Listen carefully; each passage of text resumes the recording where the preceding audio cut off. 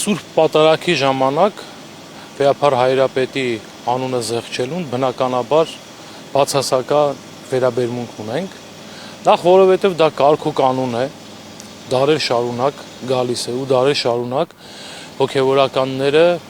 պատարագիչ հոգևորականը իր աղոթքի մեջ, բարձրաձայն աղոթքի մեջ միշտ հիշատակել է Վեհափար Հայրապետի եւ թեմի առաջնորդի անունը, նաեւ հայրենիքի համար է աղոթք վերառաքել առ Աստված եւ բնականաբար զեղչումը այս հատվածի մեղմ ասած սխալ է, կոպիտ կանոնական խախտում, որը որևէ հոգևորական իրավունք չունի ինքնահնար կերպով այդպես վարվել։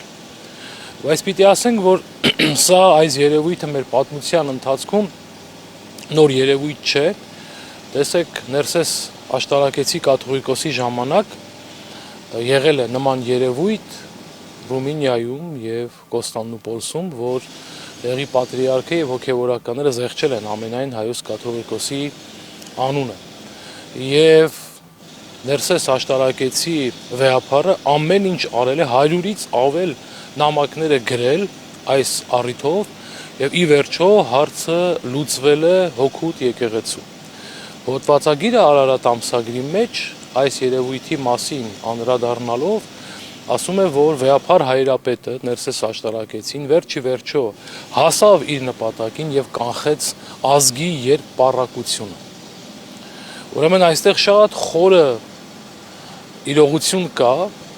ոչ թե այստեղ քմահաճությամբ անուն տալու հարց է, այլ այստեղ ազգի երկպառակության հարցն է, որ եկեղեցին Վեհափար Հայրապետի անձով պիտի միաբան մնա եւ հենց այս աղոթքն էլ, որ զետեղված է Սուրբ պատարագի խորհրդատետրի մեջ, պատահական չէ։ Եվ դրա համար այս խորքը հաշվի առնելով, իմանալով այս ամեն ինչի մասին, կանոնական այս մոտեցման վրա հենվելով, մենք հոգևորականներս պարտավոր ենք պատարագի ժամանակ բարձրաձայնել Վեհափար Հայրապետի անունը, թեմի առաջնորդի անունը եւ հայրենիքի համար աղոթքը բարձրաձայն հնչեցնել։ Եվ հիմա էլ նորից կրկնենք, որ որևէ մեկը իրավունք չունի զեղչել Վեհափար Հայրապետի անունը, դա կանոնական է, խորհրդատետրի մեջ գրված է,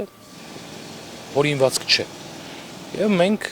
մեր վերաբերմունք արտահայտելով ասում ենք, որ ոչ, դեմ ենք այս երևույթին, որ հոգևորական ինքնահնար կերպով ուրեմն